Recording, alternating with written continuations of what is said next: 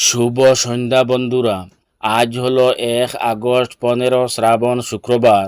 আজকের সারাদিনের বিশেষ বিশেষ আন্তর্জাতিক খবরগুলো হলো: চীনে আমেরিকার আক্রমণ।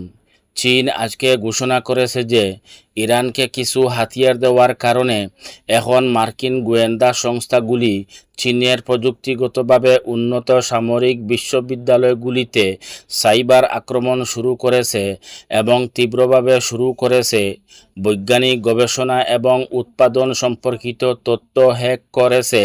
চীনা সাইবার সিকিউরিটি অ্যাসোসিয়েশন জানিয়েছে যে গোপন তথ্য চুরি করার লক্ষ্যে মার্কিন গোয়েন্দা সংস্থা সাম্প্রতিক বছরগুলিতে চীনের প্রযুক্তিগতভাবে উন্নত সামরিক বিশ্ববিদ্যালয় এবং বৈজ্ঞানিক গবেষণা প্রতিষ্ঠানগুলিতে সাইবার আক্রমণ তীব্র করেছে।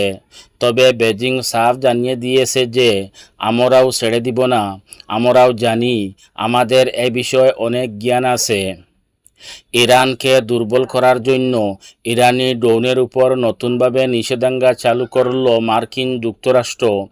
আমেরিকা হলো গাজার গণহত্যার দায়ী এবং খুনি।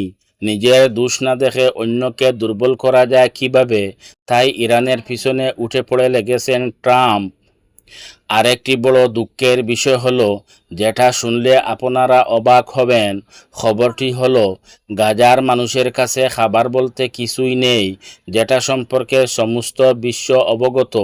কিন্তু রিপোর্টে বলা হয়েছে যে গাজা ইতিমধ্যেই দুর্ভিক্ষের সম্মুখীন হচ্ছে, কিন্তু জাতিসংঘের কাছে এই ধরনের সিদ্ধান্ত নেওয়ার জন্য তথ্য না থাকায় এটি আনুষ্ঠানিকভাবে ঘোষণা করা হয়নি।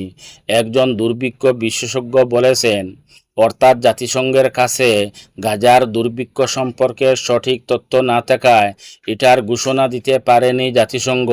আজকের দিনের জন্য এটা হচ্ছে আশ্চর্যজনক খবর। ইসরায়েলের সম্মতি ছাড়া ফিলিস্তিন রাষ্ট্র ঘোষণা দেওয়া সম্ভব হবে না, বললেন মার্কিন পররাষ্ট্রমন্ত্রী মার্কো রুবিও। ফ্রান্স, যুক্তরাজ্য সহ বেশ কয়েকটি পশ্চিমা দেশ ফিলিস্তিন রাষ্ট্রকে স্বীকৃতি দেওয়ার ঘোষণা দিয়েছে। তবে পশ্চিমা দেশগুলোর ফিলিস্তিনকে স্বীকৃতি দেওয়ার এই সিদ্ধান্তকে অপ্রাসঙ্গিক বলে অভিহিত করেছেন মার্কিন পররাষ্ট্রমন্ত্রী মার্কো রুবিও। মার্কিন সংবাদ মাধ্যম ফক্স নিউজকে দেওয়া এক সাক্ষাৎকারে রুবিও বলেন, এই দেশগুলোর কোনোটিরই ফিলিস্তিনি রাষ্ট্র গঠনের ক্ষমতা নেই। ইসরায়েল যদি এতে সম্মত না হয় তবে কোনো ফিলিস্তিনি রাষ্ট্র গঠন সম্ভব হবে না বলে সাফ জানিয়ে দিয়েছেন রুবিও।